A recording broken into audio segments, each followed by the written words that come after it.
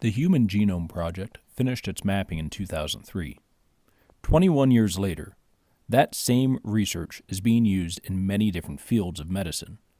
And one of the most interesting is going to be covered in today's Odd Jobs: genetic counseling.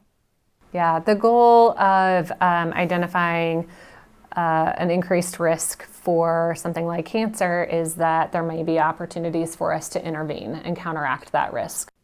Betsy utilizes both old school and new school ways of looking at someone's history, specifically their family history, and what diseases they might be susceptible to. It was the first genetic test because obviously you're gathering information to try to make risk assessment, right?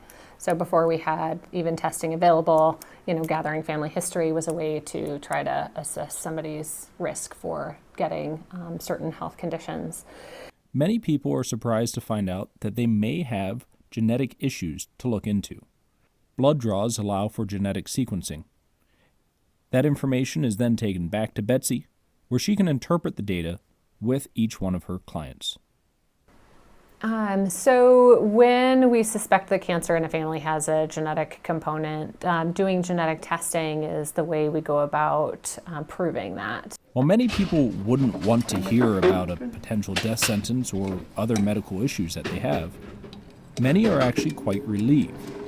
For most, it's better to find out sooner. That way you can change how you live your life or start treatments before the condition actually presents. There's a long way to go in genetic information. Genetic counseling is just one step in that process. But Betsy is doing everything she can to help people in our community. The part that I really love about my job is that I get to sit down with individuals and families and really help them to understand, but helping to ease that burden and make it as easy as possible and empower patients and get them connected with resources also really is, a way to make a difference, hopefully, in these families. In Great Falls, I'm James Rowan, MTN News.